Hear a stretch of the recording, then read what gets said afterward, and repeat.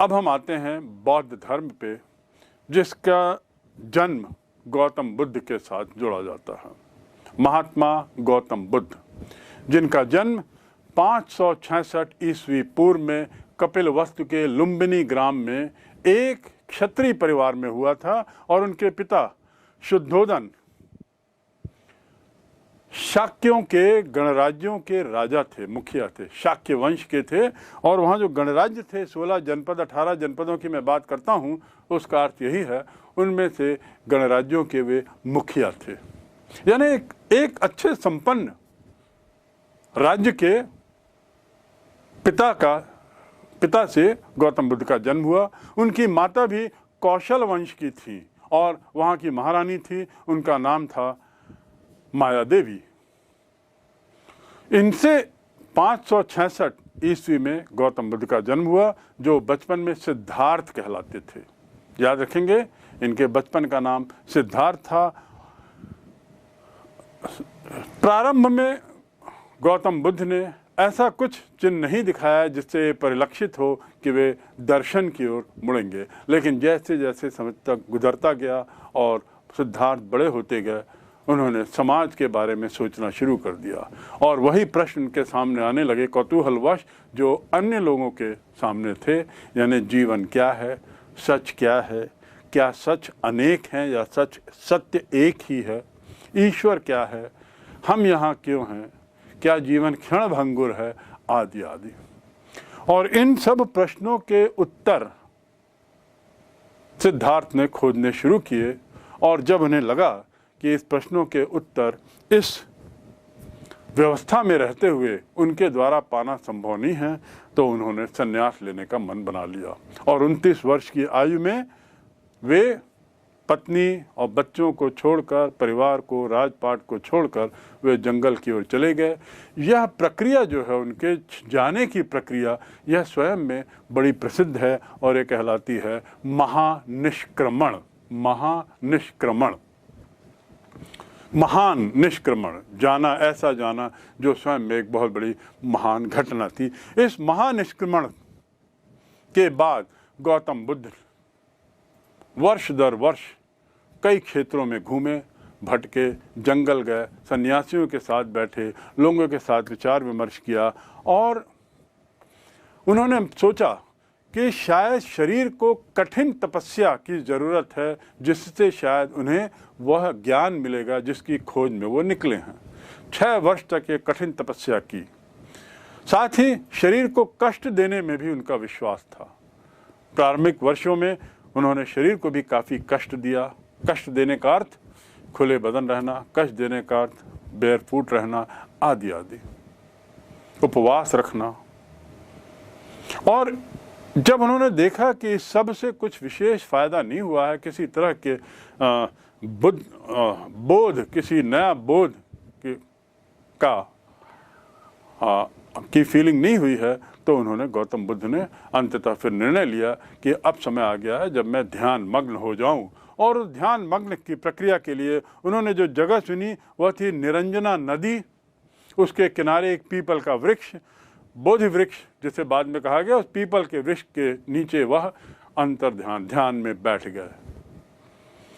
बड़ी लंबी साधना के बाद, ध्यान के बाद, जो लगभग 49 दिन चली, 49 दिन के बाद गौतम बुद्ध सिद्धार्थ को ऐसा लगा कि उन्हें कुछ ज्ञान प्राप्त हुआ है, कुछ ऐसी अनुभूति हुई कि उन्हें इन प्रश्नों के, जो उनके दिमाग को बहुत वर्षों से परेशान कर रहे थे, इन प्रश्नों के उन्हें उत्तर मिल गए हैं।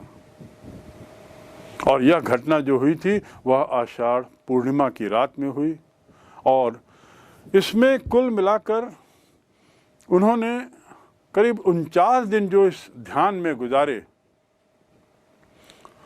और यहाँ सन्यास बनने के पीछे की भी एक छोटी सी कहानी मैं आपको बता दूं।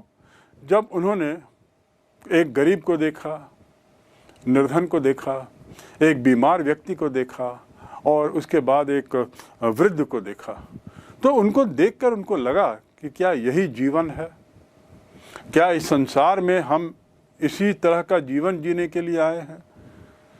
तो प्रश्नों के अलावा ये जो आंखों देखी हुई घटनाएं भी उनको बहुत कचोटती थी और उसने भी उनको विवश किया इनका उत्तर खोजने के लिए, जिसकी परिणति उस पीपल वृक्ष के, निरंजना नदी के पीपल वृक्ष के नीचे आत्मबोध, आत्मज्ञान से उनको हुआ। और यह घटना आषाढ़ पूर्णिमा की थी। उनको सर्वोच्च ज्ञान मिला और ये सर्वोच्च ज्ञान पाने के बाद वे महात्मा बुद्ध के रूप में अपने को, उनका परिवर्तन हुआ। 5 उनके शिष्य बनाए और इन 5 शिष्यों के साथ उन्होंने वह प्रथा शुरू की कि एक जगह से दूसरी जगह जाकर, अलग अलग जगह जाकर अपने उपदेश देना। और इस पहला उपदेश उन्होंने जो दिया वह कहलाता है महाधर्म प्रवर्तन, महाधर्म चक्र प्रवर्तन। इस महाधर्म चक्र प्रवर्तन को गौतम बुद्ध का पहला उपदेश मानते हैं। वैशाली यहाँ पर अनेक वर्षों तक उस क्षेत्र में, मगध और उसके आसपास के क्षेत्र में अनेक वर्षों तक उपदेश देने के बाद वे जब 80 वर्ष के थे तो उनकी मृत्यु हो गई। 80 वर्ष की उम्र में। वर्ष था 486 ईस्वी पूर्व। और इस काल को, इनके जाने के काल को कहते हैं महाप्रयाण, जब उन्होंने ये दैहिक शरीर त्याग दिया। कुशीनरा या कुशीनगर में उनके देहावसान के बाद उनकी अस्थियों को संचित किया गया, कलश में रखा गया और कलश के रूप में उसे विभिन्न जगहों पर स्तूप बनाकर उसको संयोजित किया गया। इन्हीं में से एक स्तूप सांची का स्तूप है, जिसके बारे में हम पढ़ेंगे। इस प्रकार गौतम बुद्ध राजपाट छोड़कर आते हैं जंगल, उन दुख दर्दों को देखकर। उसके बाद वे कठिन तपस्या में जाते हैं। फिर गया नाम की जगह पर उन्हें ज्ञान मिलता है और इस प्रकार गया का नाम बोध गया हो जाता है। और वह पीपल का वृक्ष जिसके नीचे उन्होंने 49 दिन का ध्यान किया था, जिसमें उन्हें सर्वोच्च ज्ञान मिला 49वें दिन, वह वृक्ष कहलाता है बोधि वृक्ष। और उनका जब स्वर्गवास कहलाता है महापरिनिर्वाण। तो इस प्रकार गौतम बुद्ध की जो यात्रा थी, गौतम बुद्ध, सिद्धार्थ से गौतम बुद्ध बनने की, वह यात्रा बड़ी कठिन थी। और वे उत्तर खोज रहे थे, सत्य का उत्तर। और इसी खोज ने उन्हें महान बना दिया, जो बाद में महात्मा गौतम बुद्ध के नाम से प्रसिद्ध हुए और जिनके नाम से एक धर्म ही चल पड़ा। आखिर गौतम बुद्ध की शिक्षा क्या है, उनके उपदेश क्या हैं? उनका जो अंतिम वाक्य था, जो उन्होंने मृत्यु के समय कहा था, वह वाक्य स्वयं में स्पष्ट कर देता है कि उनके विचार क्या थे। ऐसा माना जाता है कि उनका अंतिम संदेश था, स्वयं ही तुम ज्योति हो और इसीलिए तुम्हें स्वयं को ही मेहनत करनी होगी, रास्ता ढूंढना होगा मुक्ति के लिए। अन्य कोई आपको इसमें मदद नहीं कर सकता। यानी मुक्ति मार्ग, लक्ष्य, और उसके लिए स्वयं को तैयार करना होगा, ऐसा उनका संदेश था। गौतम बुद्ध के विचारों को हम कुछ भागों में बांट सकते हैं, जिसमें सबसे पहला है, दुनिया में दुख है। दुनिया में दुख है, सभी तरह के दुख, मोह, माया, ममता, विछोह, प्रेम, जीवन, मृत्यु, उम्र के साथ साथ वृद्धि, वृद्ध होना, चोरी चपाटी, अन्य तरीके के और जो दृश्य हैं, जो दुख कहलाते हैं, उससे आप और हम बच नहीं सकते, ऐसा गौतम बुद्ध का कहना स्पष्ट था। There are sufferings in the world. Sufferings यानी दिक्कतें, दुख। तो पहली बात तो हमको ये मानना चाहिए कि दुनिया में दुख हैं और हम आए हैं तो दुख भी हमारे साथ रहेंगे। इसमें निराशा की कोई बात नहीं, लेकिन इन दुखों के कारण है, the sufferings have their causes, इन दुखों के कारण हैं। और यदि कारणों का विवेचन करें कि आखिर क्या कारण है, तो गौतम बुद्ध के अनुसार सबसे मुख्य कारण था तृष्णा, लालसा, लोलुपता या पिपासा, पाने की इच्छा, मिलने की इच्छा, पाने की इच्छा। तो ये तृष्णा जो है उनकी नज़र में, गौतम बुद्ध की नज़र में मुख्य कारण था, किसी चीज के पीछे भागना। आपने मृग तृष्णा सुना होगा। मृग तृष्णा क्या होता है, जिसे अंग्रेजी में मिरेज कहते हैं। यानी सड़क में यदि हम चलते हैं तो गर्मी के समय सड़क में आपको ऐसा लगेगा कि शायद वहाँ पानी का प्रवाह हो रहा है, और हम उस पानी को पाने के लिए गर्मी में उसके पास जाते हैं, तो जैसे जैसे जाते हैं वो स्पष्ट होता जाता है कि यह केवल एक गलत वो है, यहाँ ऐसा कोई पानी नहीं है। वो गर्मी के रेडिएशन से, गर्मी के विकिरण से वहाँ पे पानी जैसा दृश्य दिखता है, और ऐसा देखते देखते हम कई मीलों चले जाते हैं और हमें पानी नसीब नहीं होता। उसी प्रकार ये तृष्णा जो है, किसी चीज को पाने की ललक, लालसा, और विभिन्न व्यक्तियों में ये पाने की ललक अलग अलग चीजों को पाने की रहती है, अलग अलग चीजों को पाने की लालसा है। साथ ही लालसा या पिपासा की कोई समाप्ति नहीं है। यदि मैंने एक चीज पाली तो मैं उसके ऊपर, उससे बेहतर की इच्छा रखता हूं, और उसके लिए फिर साम दाम दंड भेद पर उतर आता हूं, और यही दुख का कारण बनता है। दूसरे शब्दों में गौतम बुद्ध ने कहा, दुनिया में दुख हैं, ये मान लें। दूसरा, इन दुख के कारण हैं, इन दुखों के कारण हैं, और उनके विचार में मुख्य कारण था तृष्णा, पिपासा, लालसा, लोलुपता आदि। आसक्ति और विराट, इसके जो उद्भव है, इसकी जो शुरुआत होती, किसी चीज के प्रति झुकाव होना, आसक्ति होना, और किसी के प्रति राग होना, यही शायद तृष्णा का कारण है, ऐसा गौतम बुद्ध ने माना। तो यदि हमें ये ना हो, आसक्ति ना हो, राग ना हो, किसी चीज के प्रति लोभ ना हो, तो ये तृष्णा नहीं रहेगी। अपूर्ण इच्छाओं की पूर्ति के लिए आदमी बार बार जन्म लेता है। जब तृष्णा आपकी एक जन्म में तो पूरी हो नहीं सकती, क्योंकि इच्छाओं की कोई कमी नहीं है, इच्छाओं का कोई कमी नहीं है। एक इच्छा दूसरी इच्छा को जन्म होती है। एक इच्छा मिल जाने की सफलता से हम दूसरी इच्छा को पाने के लिए प्रेरित होते हैं, और परिणाम क्या होता है कि हम इच्छाओं की दौड़ में अपना ये जीवन काट देते हैं, और जीवन अपूर्ण रह जाता है। और इन इच्छाओं को पाने के लिए गौतम बुद्ध का कहना था, हम बारंबार जन्म लेते हैं, जीवन मरण के इस चक्र में फंस जाते हैं, और यही हमारी दिक्कतों का सबसे बड़ा कारण है, और इसलिए हमें मुक्ति नहीं मिल पाती। मानव उद्देश्य होना चाहिए मुक्ति, यह मुक्ति हमें नहीं मिल पाती। तो ये जो तृष्णा है, जिसे उन्होंने नाम दिया, यही मुख्य रूप से दुख का कारण है। दुनिया में दुख है, दुख के कारण हैं, कारण के निवारण भी हैं, ऐसा गौतम बुद्ध का कहना था। क्योंकि उनके अनुसार, जैसा मैंने बताया, तृष्णा से दूर रहें तो उसका हम शायद मोक्ष पा सकते हैं। तो उनका ये भी कहना था कि सच्चाई तो ये है कि इन कारणों का निवारण भी हो सकता है। सफरिंग्स कैन बी क्योर्ड, इनका इलाज भी हो सकता है।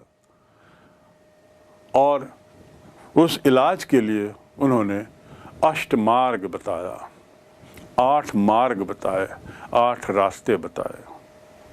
तो पुनः इसको संक्षिप्त में, दुनिया में दुख हैं, गौतम बुद्ध का विचार प्रथम। दूसरा, दुख के कारण हैं।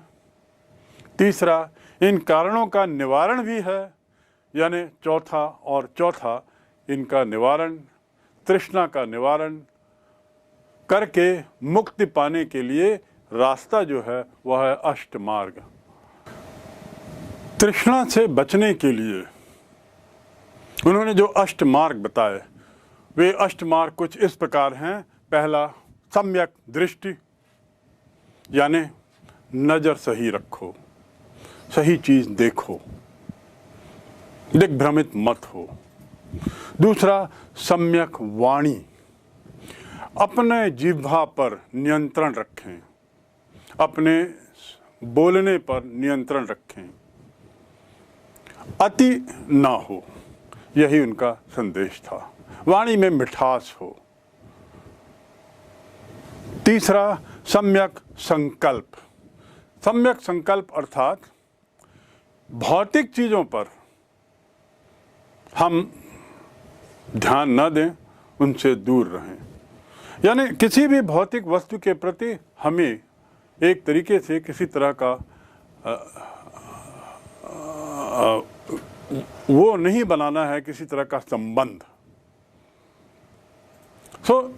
इस प्रकार पहला था सम्यक दृष्टि, दूसरा सम्यक वाणी, तीसरा सम्यक संकल्प, भौतिक चीज़ों से दूर रहें, उसके लोभ में न आए। चौथा है सम्यक कर्म, यानी अपने कर्म सही रखें, अपने कार्य सही करें, उद्देश्यपूर्ण कार्य और सही उद्देश्य से किए गए कार्यों की ओर हमें जाना चाहिए। तो कर्म पर उनका बहुत अटूट विश्वास था और उन्होंने इस पर काफ़ी जोर दिया कि कर्म को हम अपना मुख्य औजार माने, जिसके बल पर हम तृष्णा से बच सकते हैं। चौथा था, पांचवा, सम्यक आजीव। सम्यक आजीव यानी इन चीज़ों से हम अपना विछोह, इनसे दूर रहने की सलाह। सम्यक व्यायाम और अंतिम है सम्यक स्मृति। सम्यक स्मृति यानी हम ऐसा सोचें जो अच्छा हो और अच्छी बात को ही हम बार बार सोचें।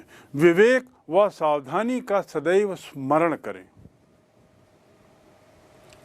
तो और उसके बाद सम्यक समाधि। समाधि का अर्थ ये नहीं कि उन्होंने समाधि लेने की बात की, उनका कहना था हमारी एकाग्रता हो, हम एक तरीके से मन और वचन के साथ कर्म और एकाग्र रहें।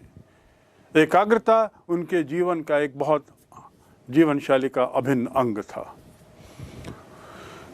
इस प्रकार गौतम बुद्ध ने इन 8 बातों को कहते हुए अष्टांग मार्ग की बात की और उन्होंने कहा कि यदि हम इनका पालन करते हैं, ईमानदारी से पालन करते हैं, तो हमें इस जीवन मरण की जो चक्र है उससे हमें मुक्ति मिलेगी और यह मुक्ति हमें निर्वाण देगी। उस शब्द को उन्होंने, उस मोक्ष को उन्होंने निर्वाण शब्द का नाम दिया। उनका ये कहना था कि हमें किसी भी चीज़ में अति नहीं करना है। आप ये देखेंगे जो 8 जो मार्ग उन्होंने बताए हैं, ये 8 मार्ग सम्यक हैं। सम्यक अर्थात मध्यम, बैलेंस्ड। अष्टांग मार्ग में उन्होंने इस बात पर जोर दिया कि सब चीज़ एक सम्यक दृष्टि से हो, उसमें शुद्धतापूर्ण नैतिकता हो और जीवन शैली भी उसी अनुसार हो। मध्यम मार्ग का अर्थ उनका ये भी था कि जीवन की विलासिता और जीवन की निर्धरता दोनों ही गलत है। वो कहाँ एक राजकुमार थे, उन्होंने वह जीवन शैली भी जी थी और उसके बाद उन्होंने अपने शरीर को बहुत कठिन कष्ट देकर तपस्या करके भी उन्होंने प्रयोग किया और पाया कि ये दोनों जो अति है उससे कुछ मिलना नहीं। मोक्ष के लिए ये दोनों अति को तिलांजलि देकर हम मध्यम मार्ग अपनाएं। इस 8 मार्गों का पालन करें और इससे तृष्णा से हम दूर रहेंगे, और तृष्णा से दूर रहने पर हमें बारंबार इस धरती पर जन्म मृत्यु के चक्र में आने से हम बच सकते हैं। 4 आर्य सत्य, उसके बाद अष्टांग मार्ग, उसके बाद 10 शील। 4 आर्य सत्यों में उन्होंने जो दुख की बात की, दुख से निवारण का उन्होंने जो अष्टांग मार्ग में तरीका बताया, उसके बाद उन्होंने 10 शील की भी चर्चा अपने सिद्धांतों में की। और वे 10 शील हैं, सर्वप्रथम अहिंसा, उसके बाद सत्य, फिर अस्तेय, अस्तेय यानी चोरी ना करना, तत्पश्चात अपरिग्रह यानी किसी तरह का धन संचय न करना, धन से दूर रहना, धन के लोभ से दूर रहना, उसके बाद ब्रह्मचर्य, 5वां 6वां नृत्य व संगीत का त्याग,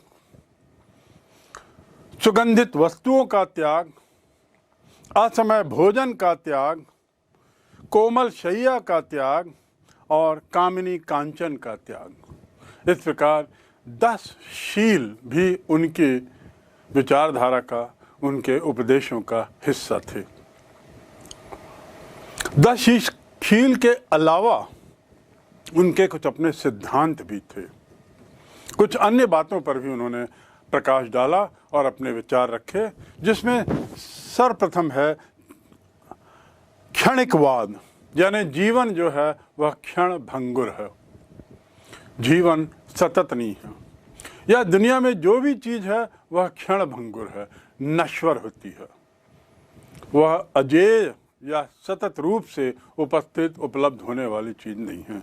दूसरा अनीश्वरवाद, उनका विश्वास था कि ईश्वर जैसी ऐसी कोई चीज़ नहीं है, तो इसे कहते हैं अनीश्वरवाद। ईश्वर की सुप्रीम, ईश्वर की सत्ता पर उनका विश्वास नहीं था। तीसरा है कर्मवाद, कर्मवाद यानी कर्म की अपनी महत्ता है, कर्म ही एक ऐसा रास्ता है जिसके बल पर हम उस मुक्ति को प्राप्त कर सकते हैं जिसके रास्ते, अन्य रास्ते गौतम बुद्ध ने सुझाए। अनात्मवाद, अनात्मवाद यानी एक और जहां उनका ईश्वर की सत्ता पर विश्वास नहीं था, दूसरी ओर उसी के साथ साथ उनका आत्मा जैसी चीज़ों पर विश्वास नहीं था। उनका कहना था ये आत्मा जैसी चीज़ कुछ नहीं होती। और उसके बाद पुनर्जन्म, पुनर्जन्म जहां गौतम बुद्ध ने स्पष्ट रूप से ईश्वर की सत्ता और आत्मा पर अविश्वास जताया, पुनर्जन्म में उनका विश्वास था। लेकिन उनका कहना था कि जब व्यक्ति अपने कर्म के बल पर पुनर्जन्म लेता है तो आत्मा उसका कैरियर नहीं बनती, आत्मा उसका माध्यम नहीं है। उसके कुछ और कारण हो सकते हैं, उसके कर्म, लेकिन आत्मा से उसका कुछ लेन देन नहीं, क्योंकि व्यक्ति के साथ आत्मा समाप्त हो जाती है, व्यक्ति की मृत्यु के साथ आत्मा भी खत्म हो जाती है। तो इस प्रकार गौतम बुद्ध के जो उपदेश हैं, जो सिद्धांत हैं, मूल रूप से 4 आर्य सत्य, उसके बाद अष्टांग मार्ग, उसके बाद 10 शील और अंत में उनके कुछ सिद्धांत। गौतम बुद्ध के सिद्धांतों की बात करने पर यह बात हमको ध्यान रखनी पड़ेगी कि उनके पूरे सिद्धांतों का एक मूल तत्व था, और उस तत्व में यह निहित था कि एक वस्तु के विनाश के बाद ही दूसरी वस्तु जन्म लेती है। यानी कोई भी चीज़ अनंत नहीं है, कोई भी चीज़ सतत रूप से नहीं रहती, नश्वर है, एक न एक दिन नष्ट होती है और उसके बाद ही दूसरे का जन्म होता है। उसके विनाश के बाद ही उसकी उत्पत्ति होती है। और जिस चीज़ की उत्पत्ति हुई वह तब तक रहती है जब तक कि उसकी आवश्यकता हो, जब तक कि उसकी ज़रूरत हो। यानी उन्होंने एक तरीके से कार्य और कारण में संबंध बताने की कोशिश की, उसमें संबंध बताया। यही कार्य और कारण के संबंध के सिद्धांत को, गौतम बुद्ध द्वारा दिए गए सिद्धांत को हम कहते हैं प्रतीक्य समुत्तवाद। प्रतीक्य समुत्तवाद में यही कहा गया है, जो उनका मूल तत्व है उनके सिद्धांतों का, उनके विचारों का, कि सब चीज नश्वर है। गौतम बुद्ध के उपदेश, उनके विचार, उनकी सोच जानने के बाद एक बिंदु और जिस पर गौतम बुद्ध का क्या कहना था वह थी जाति प्रथा। जाति प्रथा के वे सख्त विरोधी थे और वास्तव में देखा जाए तो बुद्ध धर्म का जो जन्म ही हुआ उसकी नींव इस जाति प्रथा पर थी, जिसने समाज को कई वर्गों में बांट दिया था। गौतम बुद्ध का कहना था कि निर्वाण जो है वह इसी जन्म में हो जाता है, यानी मोक्ष इसी जन्म में मिल जाता है, और महापरिनिर्वाण मृत्यु के बाद। ये दो शब्दों का उपयोग गौतम बुद्ध करते हैं और कहते हैं कि निर्वाण व्यक्ति अपने कर्म के आधार पर इसी जन्म में पा सकता है। यह विचार वैदिक परंपरा के, तत्कालीन वैदिक परंपरा के बिल्कुल खिलाफ थी, जहां पर वैदिक परंपरा के अनुसार आदमी अपने कर्मों के आधार पर उसकी आत्मा यदि सत्कर्म किया हो तो परमात्मा से मिल जाती है, अन्यथा वह चक्र चलता रहता है। तो पुनर्जन्म से मुक्ति को लेकर गौतम बुद्ध और तत्कालीन वैदिक विचार में बड़ा अंतर था। अब हम आते हैं गौतम बुद्ध के उस व्यवस्था पर जिसके आधार पर उन्होंने धर्म, अपनी सोच, अपने उपदेशों के विस्तार का प्रयास किया।